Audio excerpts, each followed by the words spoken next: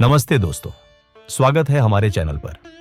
आज हम आपके लिए लेकर आए हैं एक भावनात्मक और गहरी कहानी जो शिव पुराण की रुद्र संहिता द्वितीय खंड अध्याय 29 से ली गई है। ये कथा है देवी सती के साहस और उनके पिता दक्ष के अहंकार की, जिसमें सती अपने पति भगवान शिव के अपमान को सहन नहीं कर पाती और एक बद्धा फैसला लेती है।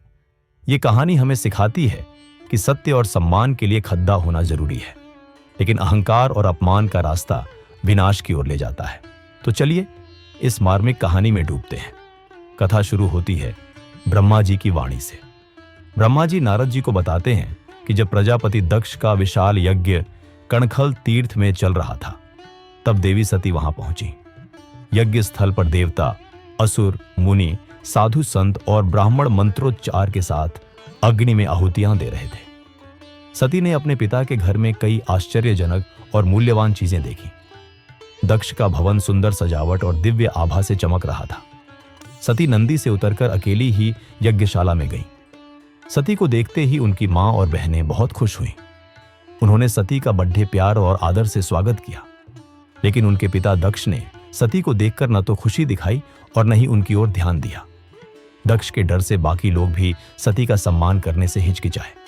सभी के इस ठंडे व्यवहार को देखकर सती को बहुत आश्चर्य हुआ। फिर भी उन्होंने अपने माता पिता के चरणों में सिर झुकाकर प्रणाम किया। यज्ञशाला में सती ने देखा कि सभी देवताओं के लिए अलग अलग भाग रखे गए थे, लेकिन जब उन्हें अपने पति भगवान शिव का कोई हिस्सा नहीं दिखा तो उनका गुस्सा भड्डैचक उठा। अपमान और दुख से भरी सती ने दक्ष को लता धरते हुए कहा, हे प्रजापति, तुमने परम मंगलकारी भगवान शिव को इस यज्ञ में क्यों नहीं बुलाया? उनकी उपस्थिति से ही सारा जगत पवित्र हो जाता है। शिव जी यज्ञ वेदी के स्वामी हैं। वे यज्ञ का अंग हैं। वे ही यजमान हैं। जब सब कुछ वे ही हैं, तो उनके बिना ये यज्ञ सफल कैसे हो सकता है? उनके बिना ये यज्ञ अपवित्र है। तुमने शिव जी को सामान्य समझकर उनका घोर अपमान किया। शायद तुम्हारी बुद्धि भ्रष्ट हो गई है। मुझे समझ नहीं आता कि शिव जी के बिना विष्णु, ब्रह्मा और ये सारे आर्षि मुनि इस यज्ञ में कैसे आए। सती ने गुस्से में ब्रह्मा जी के सामने खड्डे होकर विष्णु, सभी देवताओं, अर्षियों और मुनियों को फटकारा। ब्रह्मा जी कहते हैं, नारद, क्रोध से भरी जगदम्बा सती ने दुखी मन से सभी को खूब सुनाया, लेकिन कोई भी सती की बात का जवाब न दे सका। दक्ष सती के शब्दों से और भी क्रोधित हो गए और बोले, सती, तुम्हारे इन कटु शब्दों से क्या फायदा? तुम बिना बात के सबका अपमान कर रही हो। मैंने तुम्हें यहां बुलाया ही नहीं था, फिर तुम क्यों आई? तुम यहां रहो या चली जाओ, तुम्हारी मर्जी।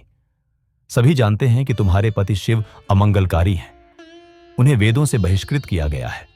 वे भूत प्रेतों के स्वामी हैं। उन्होंने गंदा वेश धारण किया है, इसलिए मैंने उन्हें इस यज्ञ में नहीं बुलाया।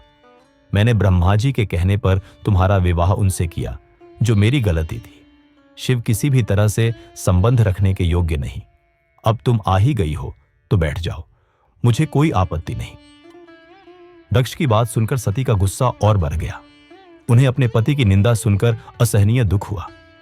वे सोचने लगी, अब मैं शिवजी के सामने कैसे जाऊंगी? अगर वे मुझसे यज्ञ का हाल पूछेंगे तो मैं क्या जवाब दूंगी? सती ने दक्ष से कहा, जो त्रिलोकनाथ कृपानिधान महादेव की निंदा करता या सुनता है, वह हमेशा नरक में जाता है। जब तक सूर्य और चंद्रमा हैं, उसे नरक भोगना पड़ देता है। सती ने सभी से कहा, तुम सब शिव जी के निंदक हो। तुमने उनकी बुराई देखकर और सुनकर उनका अपमान किया। इस पाप का फल तुम्हें भोगना पड़ेगा।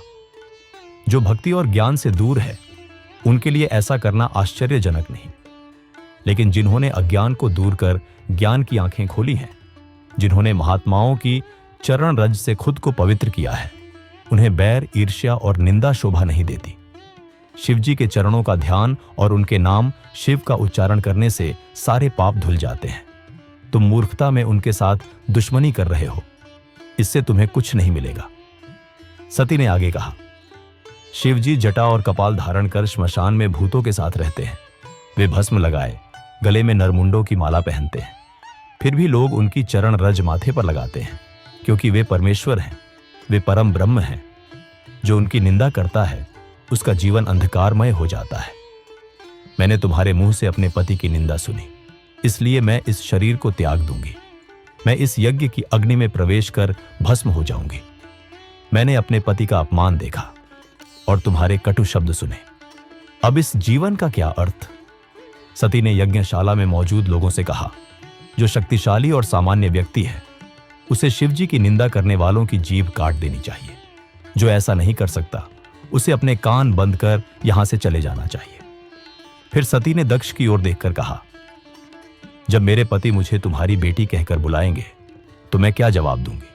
तुमने मेरे पति का अपमान कर मुझे उनके सामने जाने लायक नहीं छोड़ा, इसलिए मैं इस घृणित शरीर को तुम्हारे सामने त्याग दूंगी। सती ने सभी देवताओं से कहा, तुमने शिवजी की निंदा सुनी, तुम्हें अपने कर्मों का फल जरूर मिलेगा। मेरे पति तुम्हें इसका दंड देंगे। इतना कहकर सती चुप हो गई। वे क्रोध और दुख से भरी अपने प्राण वल्लभ शिवजी का मन में स्मरण करने लगी। दोस्तों, शिव पुराण की यह कथा हमें सिखाती है कि सत्य और सम्मान के लिए लड़ना जरूरी है, लेकिन अहंकार और अपमान का रास्ता विनाश की ओर ले जाता है। आइए हम अपने जीवन में अहंकार छोड़ दाच कर भक्ति और सम्मान अपनाएं। जय भोलेनाथ।